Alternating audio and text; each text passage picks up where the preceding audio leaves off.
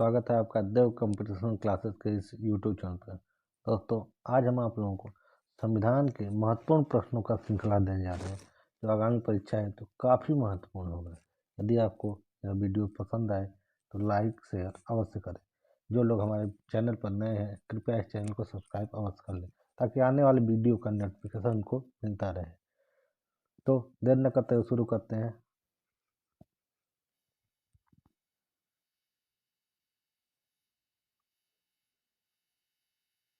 पहला प्रश्न है, भारत की संविधान सभा गठित करने का आधार क्या था? तो भारत की संविधान सभा गठित करने का आधार कैबिनेट मिशन था। कैबिनेट मिशन 24 मार्च 24 मार्च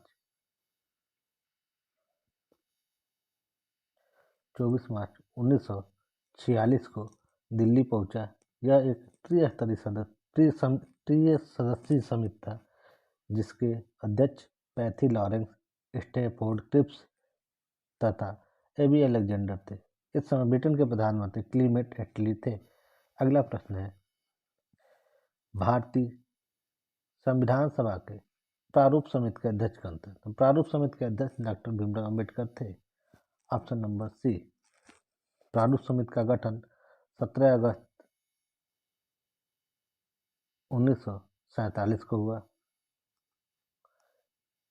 संस्थापक BN राव थे। इसमें प्रारूप समिति में कुल 7 सदस्य जिसके अध्यक्ष डॉक्टर भीमराव अंबेडकर थे। अगला प्रश्न, भारत के संविधान के प्रस्तावना में समाजवादी धर्म शब्दों को किस संविधान संशोधन द्वारा जोड़ा गया? तो 42वां संविधान संशोधन 1976 द्वारा संविधान की प्रस्तावना में समाजवादी धर्म शब्दों को जोड़ा गया। Option number B. तथा 42वें संविधान संशोधन 1976 को मिनी संविधान की संज्ञा दी जाती है। इसी संविधान संशोधन के द्वारा संविधान में मौलिक कर्तव्य को जोड़ा गया सरदार स्वर्ण सिंह समिति की सिफारिश पर। अगला प्रश्न है,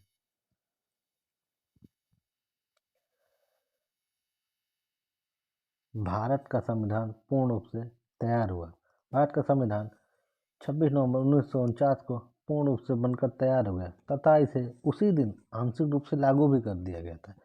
संविधान को पूर्ण रूप से लागू 26 जनवरी 1950 को किया गया। तो इस प्रश्न का उत्तर ऑप्शन बी होगा।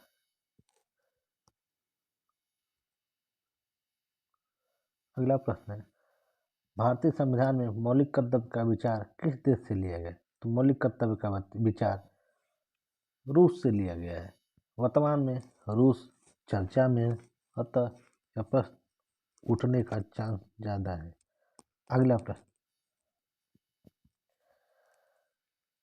निम्नलिखित में से कौन भारतीय संविधान में सर्वोच्च संविधान होता है? ऑप्शन सी।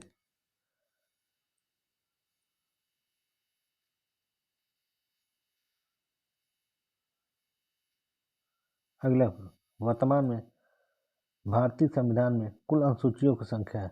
वर्तमान में भारतीय संविधान में कुल अनुसूचियों की संख्या 12 है तथा मूल संविधान में अनुसूचियों की संख्या 8 थी। अगला प्रश्न, मूल संविधान में अनुसूचियों की संख्या कितनी थी? तो ऑप्शन नंबर बी। अगला प्रश्न है, भारत की द्वितीय अनुसूची का संबंध किससे है?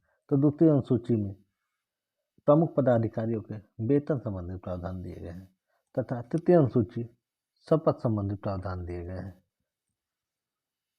अगला प्रश्न,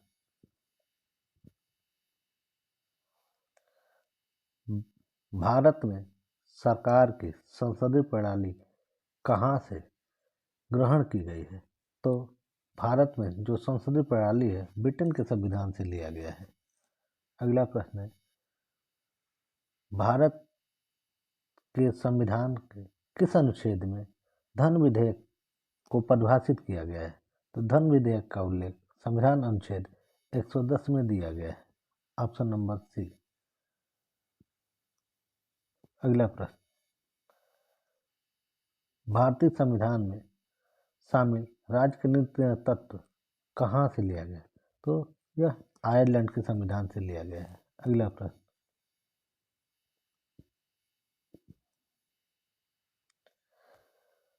भारतीय नागरिकों को मूल कर्तव्य का विवरण संविधान के किस भाग में दिया गया है? तो भाग 4 क।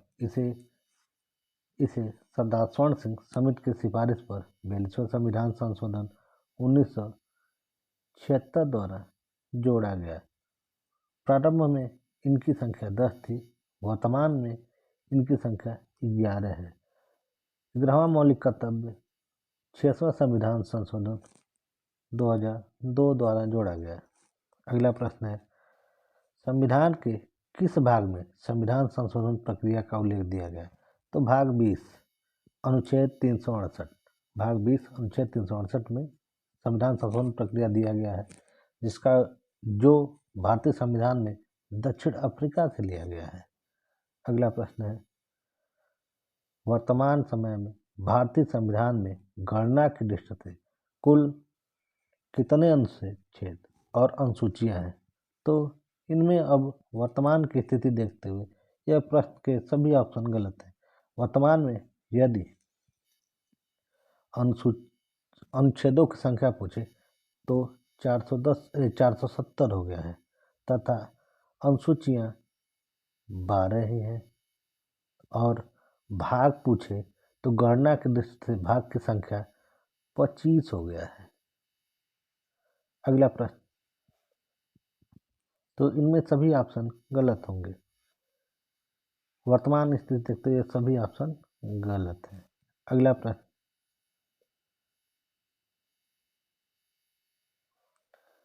भारतीय संविधान में समानता का अधिकार 5 अनुच्छेदों द्वारा प्रदान किया गया है, जिसका उल्लेख अनुच्छेद 14 से 18 दिए गए हैं।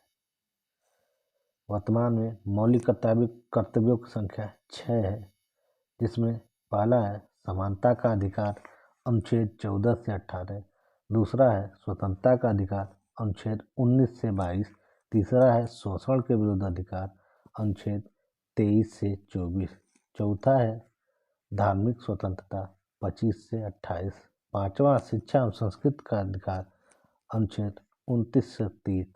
यह केवल अल्पसंख्यकों के हितों का संरक्षण भी इसे कहा जाता है तथा अनुच्छेद 32 इसे संवैधानिक उपचार की संज्ञा दी गई है। अगला प्रश्न है आपका, भारतीय संविधान के किस अनुच्छेद में अस्पृश्यता का उन्मूलन संबंधी प्रावधान दिया गया है? तो अनुच्छेद 17 में दिया गया है, ऑप्शन नंबर सी। अगला प्रश्न है, भारतीय संविधान सभा के प्रथम दिन के अधिवेशन की अध्यक्षता डॉक्टर सच्चिदानंद सिन्हा द्वारा किया गया। यदि संविधान सभा के अस्थायी अध्यक्ष पूछे तो सच्चिदानंद सिन्हा, लेकिन संविधान सभा के अध्यक्ष पूछे कौन थे तो इसका उत्तर होगा राजेंद्र प्रसाद। तो फिलहाल इस प्रश्न का उत्तर डॉक्टर सच्चिदानंद सिन्हा होगा। यदि अध्यक्ष पूछे तो आपका उत्तर राजेंद्र प्रसाद होगा, डॉक्टर राजेंद्र प्रसाद।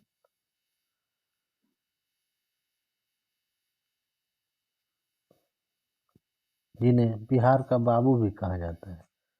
अगला प्रश्न, नीति आयोग भारत के संविधान में किस अनुच्छेद के तहत संगठित किया गया है? तो नीति आयोग का उल्लेख संविधान के किसी भी अनुच्छेद में नहीं है, तो यह एक गैर संवैधानिक सलाहकार निकाय है। तो इसका उत्तर होगा ऑप्शन डी। अगला प्रश्न है, किसी भी राज्य में विधान परिषद की स्थापना एवं समाप्ति का प्रावधान किस अनुच्छेद में दिया गया? अनुच्छेद 169। अनुच्छेद 169 के तहत यदि विधानसभा द्वारा यह पास कर दिया जाए 2/3 बहुमत से तथा यह पास करने के बाद इसे संसद के पास भेजा जाता है। संसद द्वारा स्वीकृति मिलने के बाद उस राज्य में विधान परिषद का गठन या विघटन होता है? अगला प्रश्न है, भारतीय संविधान के किस अनुच्छेद में अनुसूचित जाति एवं जनजाति के लिए आरक्षण का प्रावधान किया गया है? तो अनुच्छेद 335। अनुच्छेद 335 में दिया गया है। अनुच्छेद 315 संघ लोक सेवा आयोग से संबंधित प्रावधान है।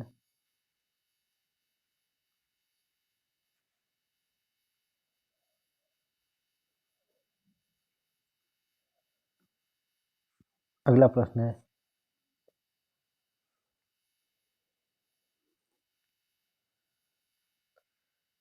भारतीय संविधान के अनुच्छेद 1 में यह घोषणा की गई है कि इंडिया अर्थात भारत है, तो उत्तर होगा ऑप्शन ए, राज्यों का संघ है।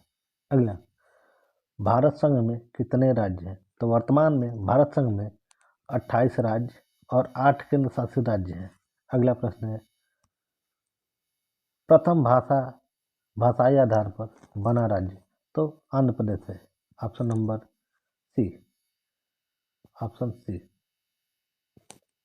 आंध्र प्रदेश का गठन 1953 में किया गया। भाषाई आधार पर गठित होने वाला यह पहला राज्य है। अगला प्रश्न है, भारत के संविधान में मौलिक अधिकार? ऑप्शन नंबर 1, यह मूल संविधान का ही हिस्सा है। ऑप्शन नंबर ए, मौलिक कर्तव्य 42वां संविधान संशोधन 1976 द्वारा जोड़ा गया, जबकि मौलिक अधिकार मूल संविधान का हिस्सा है। यह अमेरिका से लिया गया है। अमेरिका से लिया गया है। अगला प्रश्न है, मौलिक अधिकारों का निलंबन कौन कर सकता है?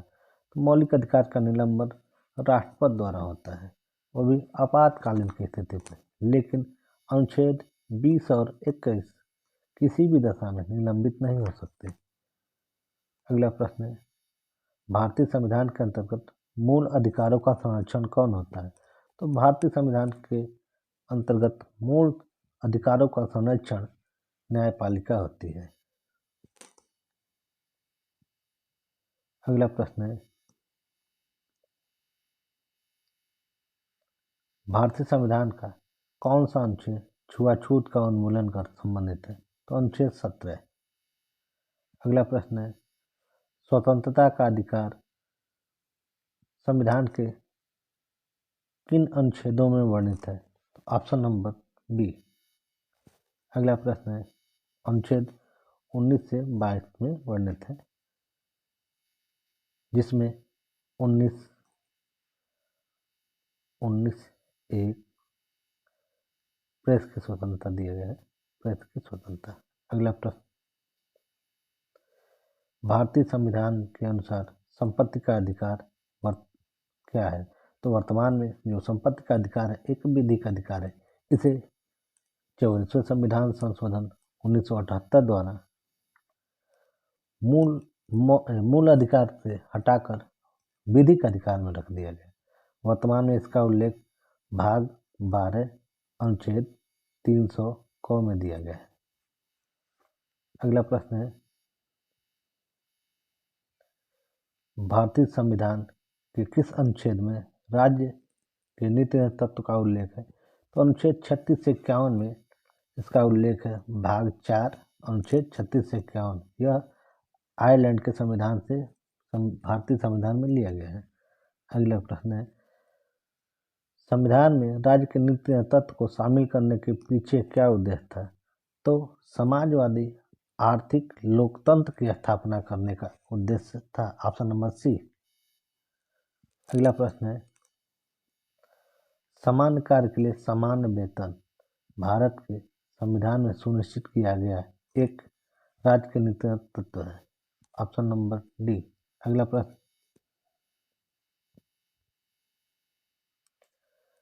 भारत के प्रत्येक नागरिक का कर्तव्य होगा प्राकृतिक पर्यावरण का संरक्षण एवं सुधार।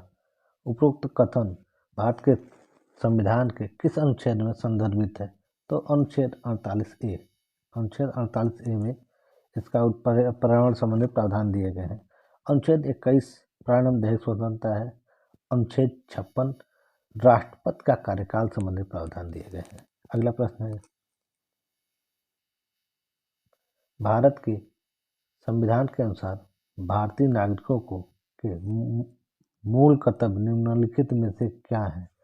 तो राष्ट्रगान एवं राष्ट्रगीत, ध्वज का सम्मान, वैज्ञानिक प्रवृत्ति का विकास, राष्ट्रीय एवं सांस्कृतिक विरासत का संरक्षण एवं परीक्षण, उपरोक्त सभी। Option D.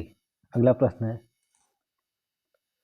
भारतीय संसद में शामिल है। भारतीय संसद में लोकसभा, राज्यसभा तथा राष्ट्रपति शामिल है। भारतीय संसद के अगर अंग पूछेगा, संसद का अंग पूछे तो संसद के अंग 3 है। अंग में लोकसभा, राज्यसभा, राष्ट्रपति तथा सदन पूछे तो लोकसभा, राज्यसभा। अगला प्रश्न है, संसद के 2 सत्रों के बीच अधिकतम अंतराल हो सकता है। तो संसद के 2 सत्रों के मध्य अधिकतम अंतराल 6 महीने का हो सकता है। अगला प्रश्न है, भारत की संघ की कार्यपालिका निहित है। भारत की संघ की कार्यपालिका निहित राष्ट्रपति में होती है। तो राष्ट्रपति की संघ की कार्यपालिका का अध्यक्ष राष्ट्रपति होता है, लेकिन यही प्रश्न संघ की कार्यपालिका का वास्तविक प्रमुख पूछेगा तो उत्तर होगा प्रधानमंत्री, पीएम, प्रधानमंत्री। अगला प्रश्न है, भारतीय सशस्त्र सेनाओं का सर्वोच्च कमांडर कौन होता है? तो उत्तर होगा राष्ट्रपति, ऑप्शन नंबर ए। अगला प्रश्न है, भारतीय संविधान के अनुसार देश का प्रथम नागरिक कौन होता है? तो प्रथम नागरिक राष्ट्रपति होता है, ऑप्शन नंबर ए। अगला प्रश्न है, राष्ट्रपति बनने हेतु कितनी उम्र होनी चाहिए? न्यूनतम उम्र की बात कर रहे हैं तो न्यूनतम उम्र 35 वर्ष, 35 से ऊपर होनी चाहिए, ऑप्शन नंबर डी। अगला प्रश्न है, राष्ट्रपति के चुनाव संबंधी विवाद किसके द्वारा सुलझाए जाते हैं? तो सुलझाने का कार्य राष्ट्रपति के संबंधित चुनाव विवाद जो होते हैं उच्चतम न्यायालय द्वारा सुलझाए जाते हैं, ऑप्शन नंबर डी। अगला प्रश्न है, भारतीय संविधान का कौन सा अनुच्छेद राष्ट्रपति को उच्चतम न्यायालय से परामर्श की शक्ति प्रदान करता है? तो परामर्श की शक्ति अनुच्छेद 143 में दिया गया है। परामर्श में राष्ट्रपति सुप्रीम कोर्ट से सलाह मांग सकता है तथा सुप्रीम कोर्ट सलाह दे सकता है, लेकिन दोनों ही बाध्य नहीं होते। न ही राष्ट्रपति सलाह को मानने हेतु बाध्य है और न ही उच्चतम न्यायालय परामर्श देने के लिए बाध्य है। लेकिन 15 अगस्त 1947 से पूर्व कोई मुद्दा हो जो राष्ट्रपति उच्चतम न्यायालय से सलाह मांगे तो उच्चतम न्यायालय सलाह देने हेतु बाध्य होता है। ऑप्शन नंबर इसका होगा ऑप्शन नंबर सी। अगला प्रश्न है, भारत के प्रथम उपराष्ट्रपति, option number A doctor S Radhakrishnan थे। अगला प्रश्न है, उपराष्ट्रपति का चुनाव करने वाली निर्वाचन संस्था के सदस्य कौन होते हैं? तो इसके सदस्य संसद के दोनों सदनों के सदस्य होते हैं। इसमें सभी सदस्य शामिल होते हैं संसद के, ऑप्शन नंबर बी। अगला प्रश्न है, निम्नलिखित में से कौन सा सदन का सदस्य हुए बिना भी अध्यक्ष के रूप में कार्य कर सकता है? तो ऑप्शन नंबर बी, उपराष्ट्रपति राज्यसभा का सदस्य न होते हुए भी उसका अध्यक्ष बनता है, तो ऑप्शन नंबर बी। अगला प्रश्न है, राष्ट्रपति आंग्ल भारतीय समुदाय के कितने लोगों को लोकसभा मनोनीत करता है? तो पहले यह 2 था, वर्तमान में इनकी संख्या 0 है, यानी यह समाप्त कर दिया गया। 104वें संविधान संशोधन 2019 के द्वारा आंग्ल भारतीय समुदाय के सदस्यों का जो मनोनयन होता था उसे समाप्त कर दिया गया। तो वर्तमान में इनकी संख्या 0 हो गई है। तो इसका वर्तमान की स्थिति के अनुसार इसकी संख्या 0 है। अगला प्रश्न है, लोकसभा में अंग समुदाय के 2 लोगों का मनोनयन की शक्ति किसके पास है? अब इसको ठीक कर सकते हैं, राष्ट्रपति के पास थी, वर्तमान में समाप्त हो गया है यह प्रावधान। तो इस प्रश्न का उत्तर जब पूछा गया था तब इसका उत्तर राष्ट्रपति होगा, भारत के राष्ट्रपति के पास। तो इसका उत्तर उस समय के अनुसार दे दिया जा रहा है, ऑप्शन नंबर बी। अगला प्रश्न है, 30 वर्ष चाहिए, कम से कम 30 वर्ष चाहिए। आगे, राज्यसभा सदस्यों का कार्यकाल कितने वर्ष का होता है? तो 6 वर्ष का होता है, ऑप्शन नंबर डी। इसका उत्तर होगा ऑप्शन नंबर सी। अगला प्रश्न है, लोकसभा और राज्यसभा में गणपूर्ति संख्या क्या है? तो लोकसभा और राज्यसभा में गणपूर्ति संख्या जो होती है, ऑप्शन नंबर सी, गणपूर्ति संख्या कुल सदस्यों का 1/10 होता है, ऑप्शन सी।